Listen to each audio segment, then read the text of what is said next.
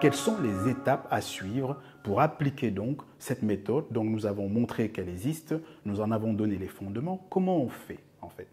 Pour prendre l'exemple du chapitre du sujet que nous traitons, à savoir la fureur de l'apôtre Paul contre les apôtres du christianisme, la question va être réglée en 3 étapes. Première étape, que dit l'évangile du christianisme?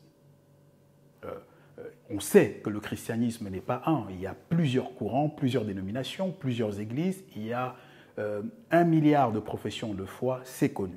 Donc, comment on fait quand on dit qu'il faut répondre à la question de savoir quel est l'évangile du christianisme? En fait, il s'agit simplement de dégager les points cardinaux des croyances transversales à l'ensemble des professions des différents courants du christianisme. Autrement dit, de détecter, d'identifier, de résumer en quelque sorte le corpus doctrinal commun à la totalité des dénominations chrétiennes.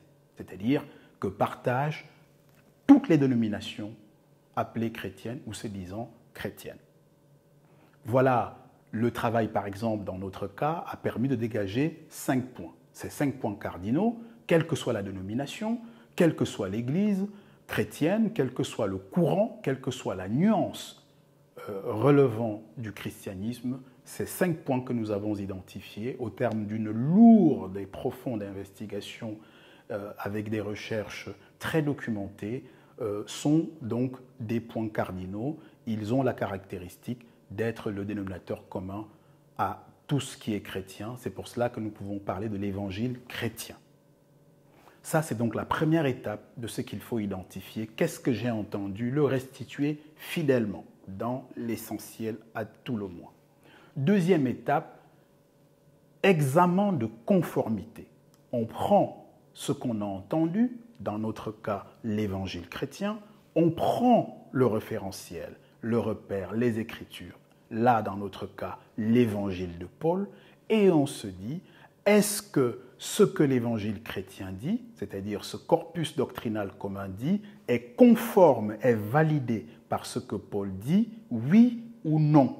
Pour le point numéro 1, pour le point cardinal numéro 2, pour le point cardinal numéro 3, jusqu'à 5. Ces points, je peux vous les énoncer rapidement, c'est la filiation, la naissance.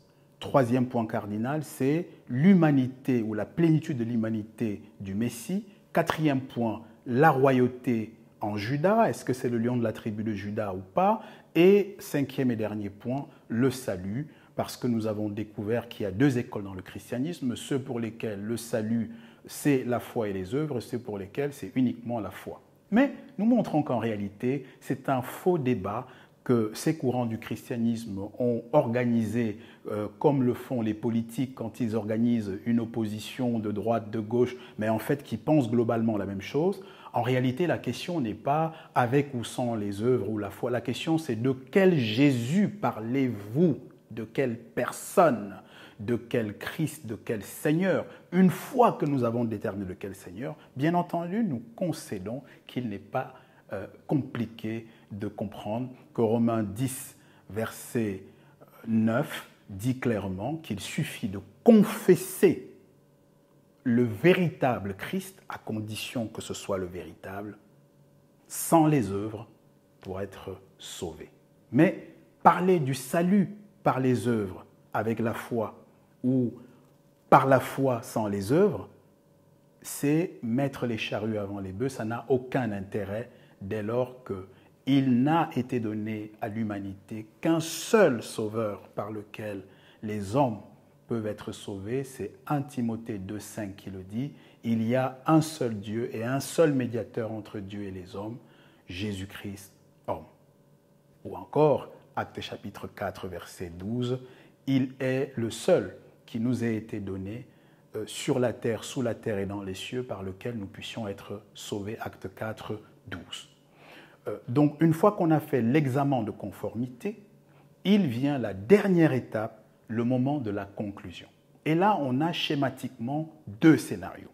Premier scénario de la conclusion, si l'examen de la conformité, dans notre cas, entre l'évangile de Paul et l'évangile chrétien, s'il y a eu convergence, s'il y a eu correspondance entre les 5 points cardinaux de l'évangile chrétien et ce qu'en dit de ces 5 points l'évangile de Paul, alors nous prononçons un constat d'alignement.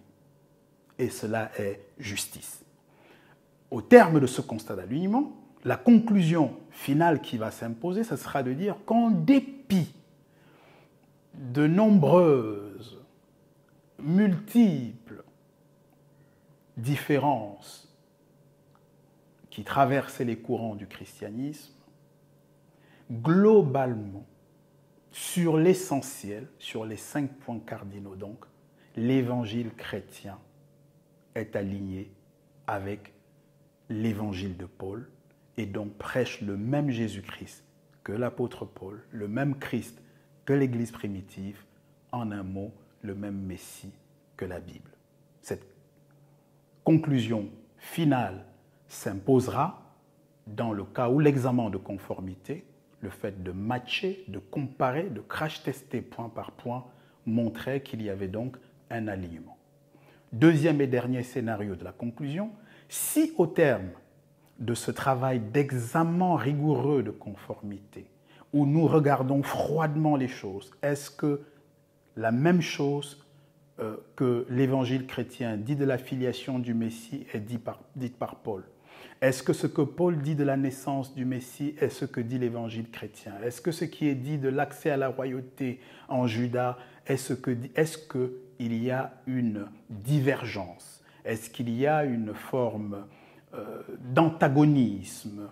Est-ce que les deux évangiles sont aux antipodes? Ou alors est-ce qu'ils se retrouvent au moins sur 1, 2, 3, 4 points des 5 points? Ou est-ce qu'ils divorcent? Est-ce qu'ils divergent totalement sur les 5 points, auquel cas ils sont aux antipodes? Et à ce moment-là, nous avons l'obligation de prononcer un constat d'incompatibilité entre les deux évangiles. Et là, les conséquences seraient exorbitantes, seraient tragiques, seraient historiques. Car s'il y a divergence, ce dont nous ne présumons pas avant d'avoir fait ce test qui sera l'objet du prochain exposé, en réalité, cela voudrait dire qu'il ne resterait plus au christianisme. Si jamais il y avait le prononcé ou le constat d'incompatibilité entre l'évangile chrétien et l'évangile de Paul, qui est aussi celui des apôtres, conformément à 2 Pierre 3, 15, mais conformément également à Galates 2, 8 et 9, où les apôtres, à l'unanimité, ont donné la main d'association à Paul. Je citais Pierre en particulier parce que c'était en quelque sorte deux leaders, notamment de l'école de Jérusalem, de l'école d'Antioche, et puis Paul avait eu à véhément reprendre Pierre, et donc le fait que Pierre, dans 2 Pierre 3, 15, fasse ce compliment élégant à Paul montre à quel point ils étaient parfaitement alignés. Donc, l'évangile de Paul, c'est ce que nous avons pris pour circonscrire et ne pas nous disperser, c'est évidemment l'évangile de tous les apôtres, de l'Église primitive. Cela va de soi, de la Bible évidemment. Mais en l'isolant, cela nous permet de ne prendre qu'un seul auteur et d'aller en profondeur pour être exigeant et rigoureux dans notre examen de conformité. Donc, au terme de cet examen de conformité, nous prononcerons une conclusion et donc nous disons oui, ceci est de l'Esprit de Dieu, ceci n'est pas de l'Esprit de Dieu. Voilà comment on applique la méthodologie biblique que je viens donc de résumer. On passe par 3 étapes. Première étape, on définit l'évangile ou fidèlement les propos vis-à-vis desquels on veut faire un examen de conformité, une sorte de test ou de crash test. C'est ce que j'ai appelé examen de conformité. Ensuite, on prend le référentiel biblique. Là, nous avons pris Paul. On aurait pu prendre Jean, on aurait pu prendre quelqu'un d'autre. Là, on a pris Paul. On aurait pu prendre l'ensemble des apôtres sur un thème donné.